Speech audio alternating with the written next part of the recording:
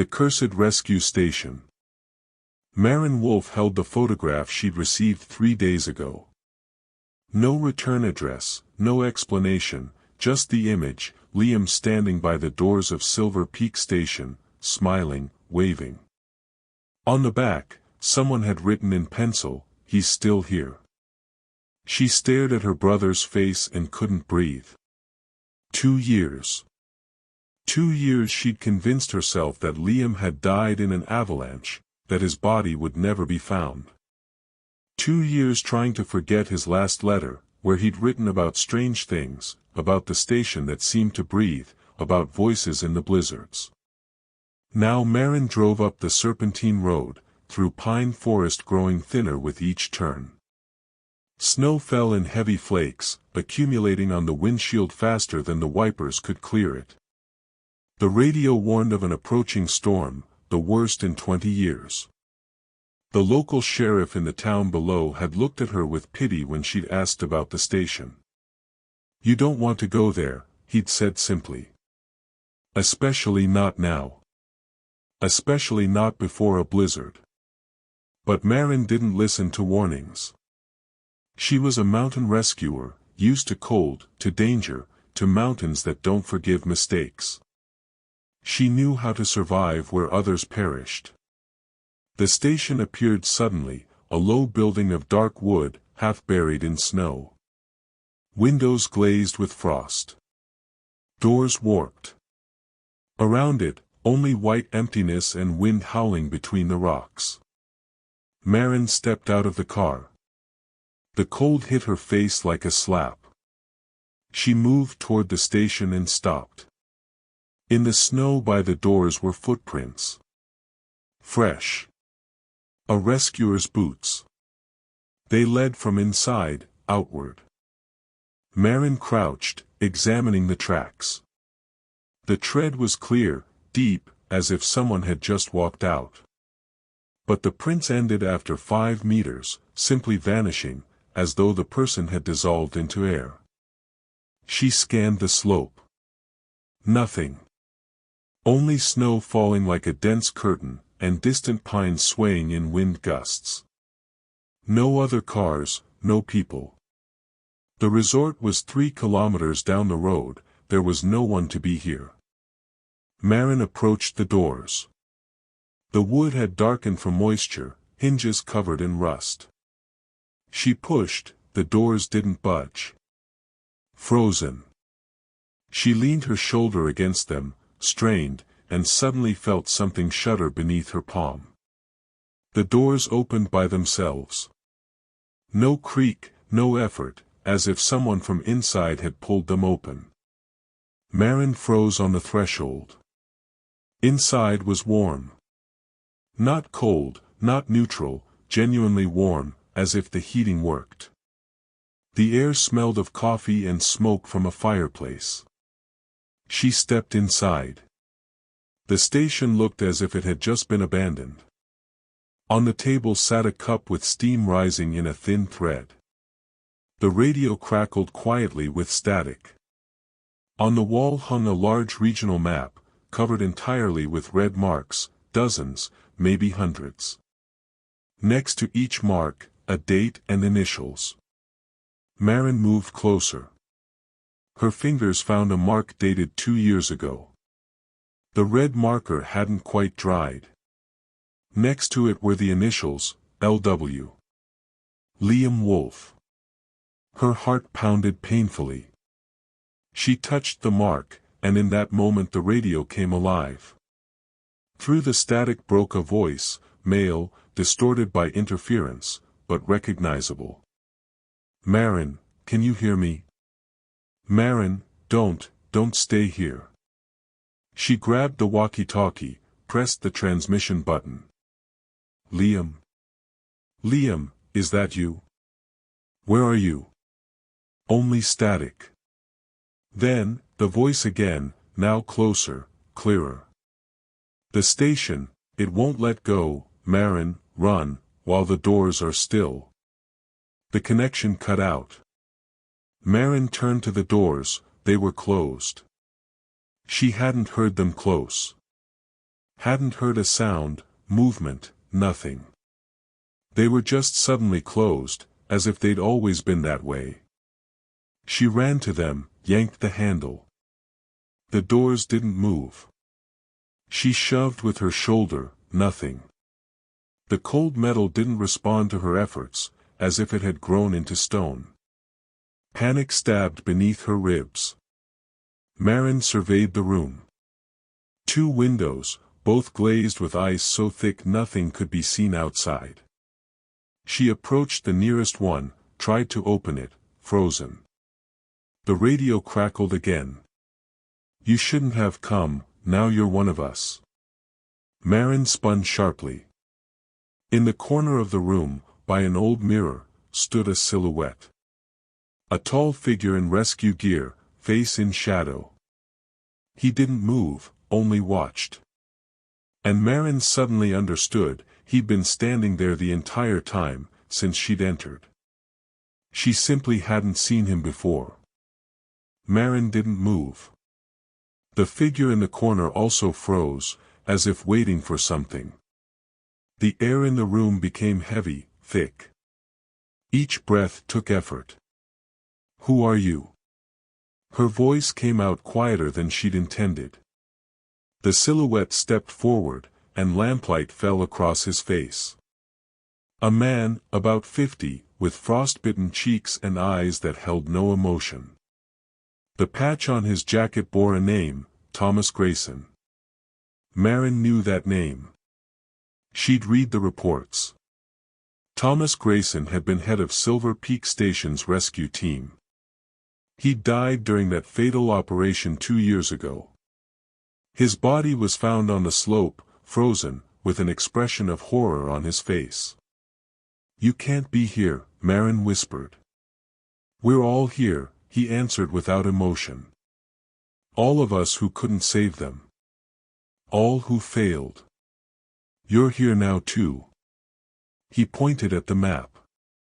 Maren approached, unable to look away. The red marks pulsed as if alive. Next to each, not just a date, but something more. She leaned closer and saw writing. In small letters, barely visible, "Didn't make it, too late, found too late, couldn't save." Each mark was someone's failure. Someone's death. Someone's guilt. "The station remembers," Grayson said. "Everyone who died in these mountains. Everyone we couldn't save. It collects these deaths, feeds on them. And it doesn't release those who carry guilt." Maren turned to him. "Where's my brother? Where's Liam?" Grayson was silent. Then he extended his hand toward the mirror in the corner. Maren approached, looked into the cracked glass, and saw not her own reflection. In the mirror stood Liam. He wore his work uniform, hair covered with snow, face pale. He stared directly at her, lips moving as if speaking, but there was no sound. Maren reached toward the glass, touched the cold surface. Liam in the mirror also extended his hand, but his palm didn't reflect opposite hers. Instead, he pointed somewhere behind her back, into the depths of the station. His lips clearly formed one word, basement. Maren spun sharply. Grayson had vanished. She was alone in the room. No, not alone. Now she saw them all. Figures stood along the walls, motionless, silent. Rescuers. 8 people. All dead. All watching her with empty eyes. The radio crackled again. "Basement, the answer is there, that's where it all began." Maren forced herself to breathe slowly. She was a rescuer. She didn't give up. She found a flashlight in her backpack, turned it on. The beam of light illuminated a corner of the room where there was a hatch in the floor, heavy metal doors with a handle. She'd never seen this hatch on the station plans.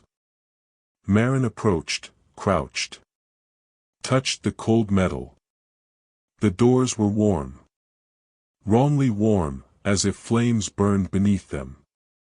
She pulled the handle. The hatch opened easily, without effort.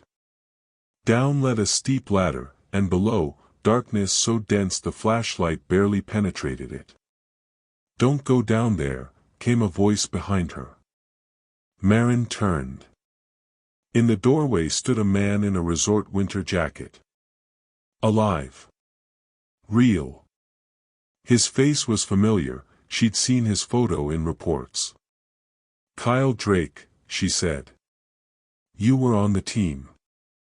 "I'm the only one who survived." He stepped inside, closed the door behind him. "I didn't go on shift that night. And I haven't been able to forget it since."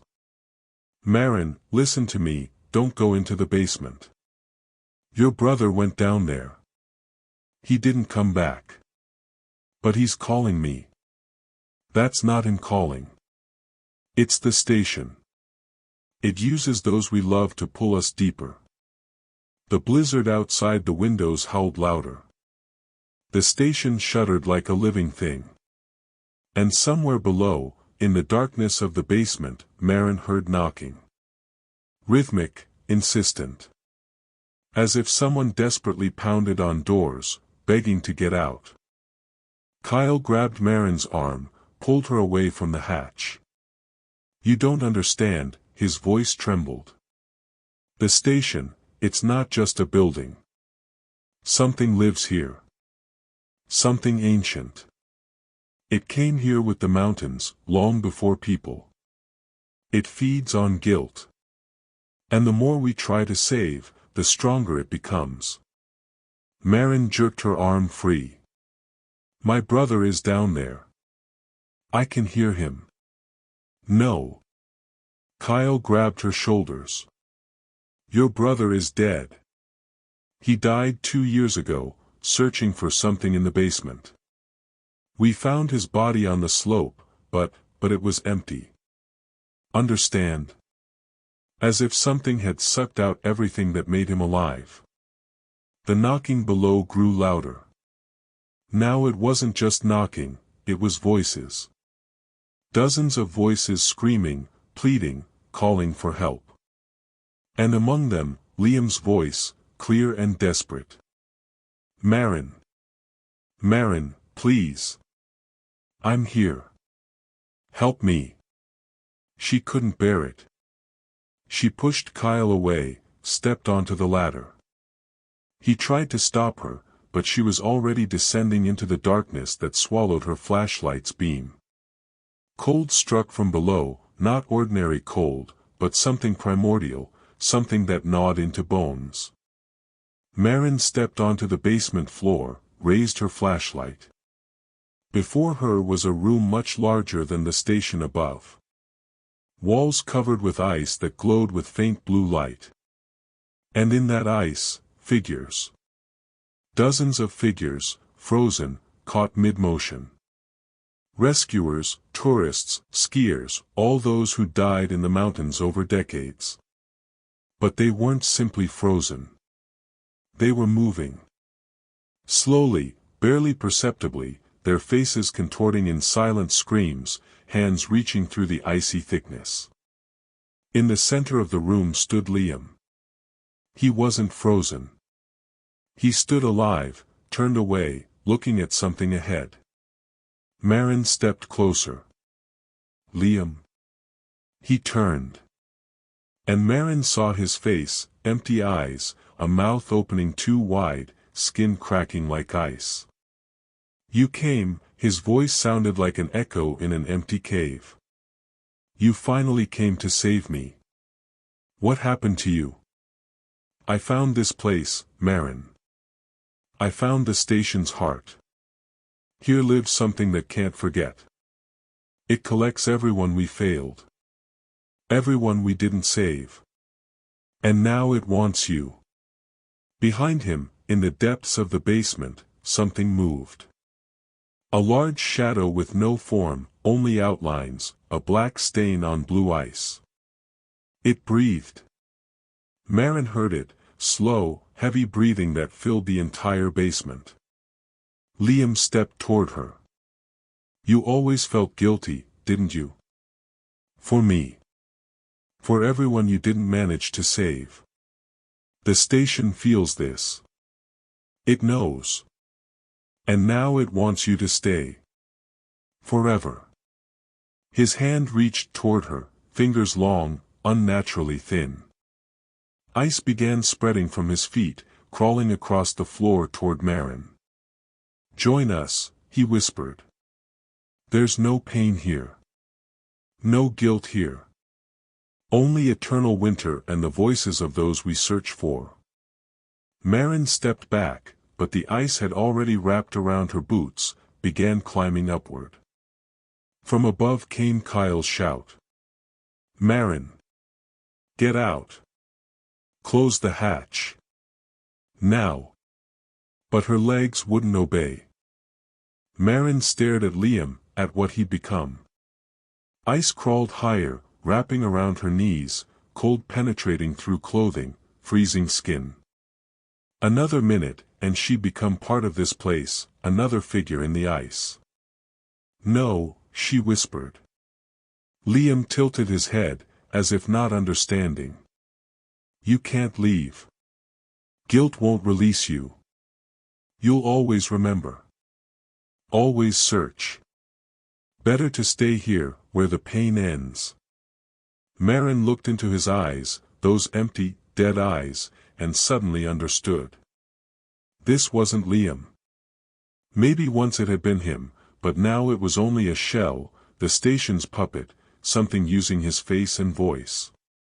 The real Liam would never tell her to give up. She grabbed the knife from her belt, struck sharply at the ice on her legs. The icy crust cracked. Maren wrenched her leg free, stepped back toward the ladder. "You're wrong," she said quietly. "Guilt isn't what holds me. It's memory. And I'll remember the real Liam, not this."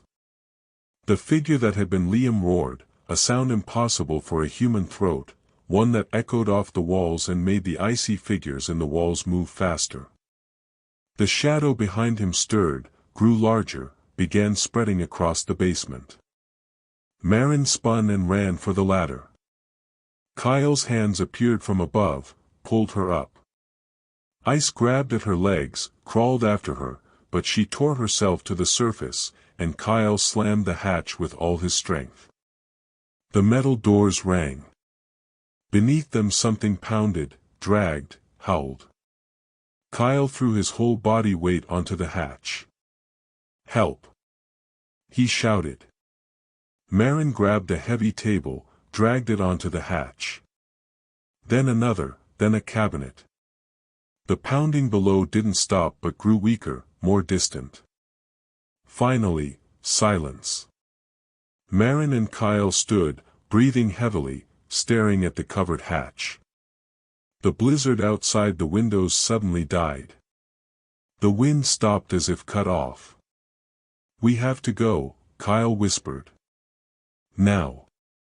While the station is distracted." He approached the doors, yanked the handle. The doors opened easily, as if they'd never been locked. Cold air rushed inside, bringing the scent of snow and pines. They walked out into the night. Snow had stopped falling, clouds parted, revealing a starry sky. But when Maren turned back to the station, she saw a silhouette in the frozen window. Liam stood there, watching her. And waving goodbye. Maren didn't sleep for 3 nights after returning. Kyle organized an evacuation, resort staff towed her car down to the town. The sheriff asked questions, but she answered nothing. What could she say? That her brother was trapped in a cursed station that had become a living trap for guilt. On the 4th night she sat in a hotel room, staring at Liam's photograph. The same one that had arrived in the mail. Now she understood, it wasn't an anonymous sender. Liam had sent it himself, before going into the basement. A final warning she hadn't understood in time. Her phone rang. Unknown number. Maren picked up. On the other end, only static. Then, through the interference, a familiar voice. Maren, don't come back, move forward, live. Liam.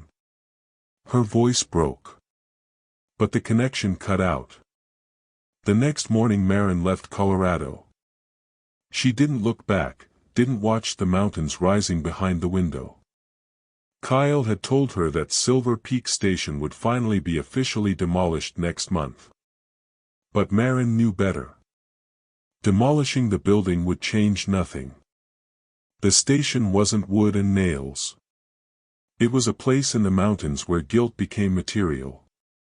And as long as people walked in the mountains, as long as rescuers carried responsibility for others' lives, the station would exist.